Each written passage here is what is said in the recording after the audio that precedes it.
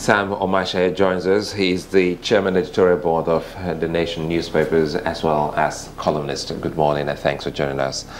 A whole lot has been happening, and for Olusegun SAN yesterday he did say, well, this is good time for news people. They love to chase the stories, and sometimes they get tired of it and chase another story. Following the news, how have you been interpreting this unfolding scenario? Well, it's both a scene and a scenario. Let me put it that way. In drama, they will call it a conflict. A conflict between Senate President and the law. A conflict between a politician and his past. A conflict between colleagues in the political society, as Antonio Gramsci would call it. So it's an interesting thing. To that extent, it's a scene. Well, it's a scenario to the extent that we are still watching it to see in what direction it will lead. But for newsmen and journalists and political pundits, this is an interesting time to be alive. Well, it's quite a thing, because already you've given it quite a number of headlines, a whole lot of headlines trying to cast this, if you were sitting somewhere writing the story. But if you look at it now, we've been looking at the legal angle, the politics behind the whole thing, and sometimes the politics of the story. But what Nigerians are saying is there any meat in this whole discussion? That is why it's a scenario. We want to know what the meat is. The point is to know what the meat is.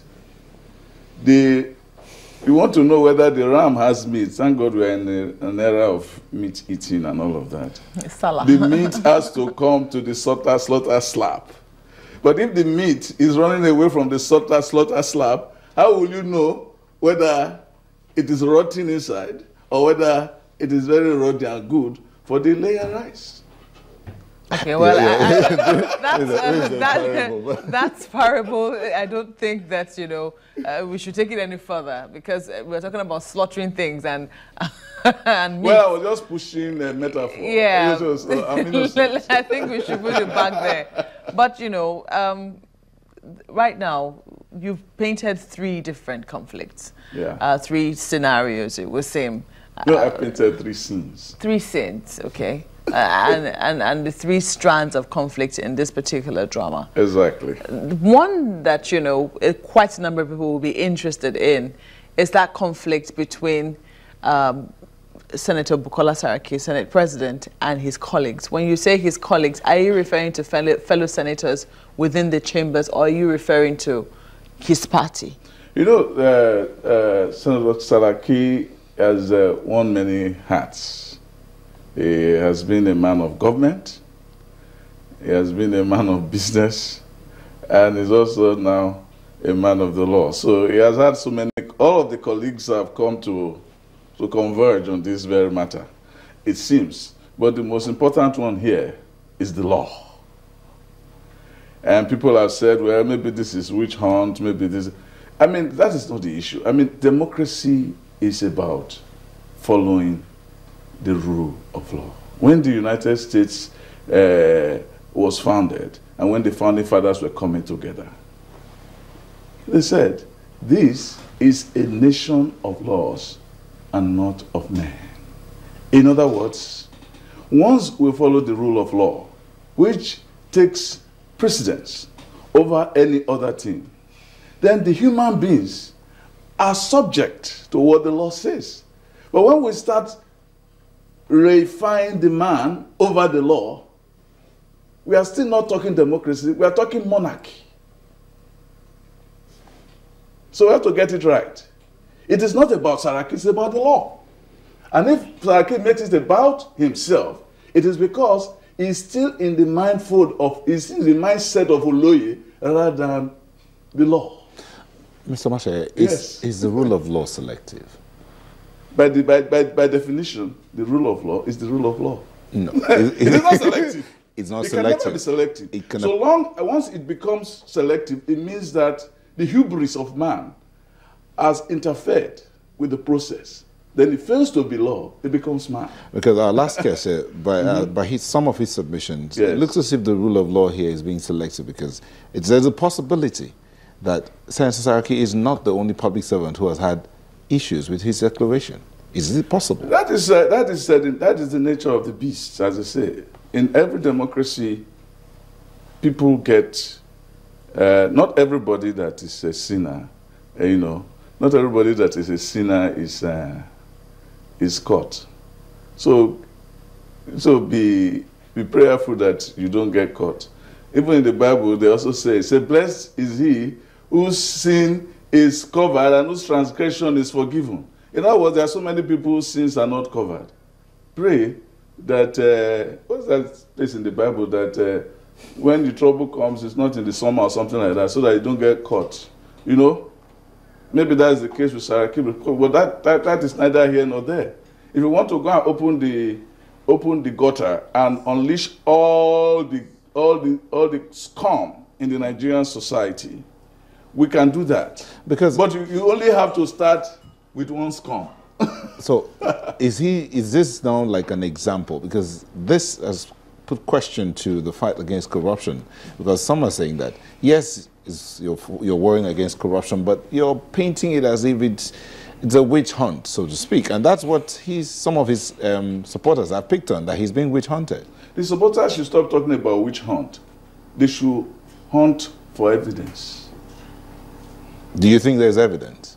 If there's no evidence, then they are scratching, they are clutching at straws. They are not facing the real facts. Is the man guilty or not? If a lady make hide his hand under the agbada, let him bring it out. Yeah? The question, that is the point. Is he guilty or not? Are we interested in enthroning the law? Or we are interested in pursuing the conflict of one big man against another big man? That's why the presidency said, no. Don't talk about witch hunt here. These are charges. Are you guilty or not? Are you ready to face the law? These things are going to be in the public arena. Mr. Omatseye, there are other public servants right now who may not be facing the CCB, yes, or may not have issues with the CCB, but have legal cases that have been pending for years. Why is the government or the anti-corruption war not going that way to pursue those cases to a conclusive end? And they look like they are opening up other cases. Exactly. Those are the kind of questions we should ask. That all those issues that have been pending should be resolved. We want them resolved.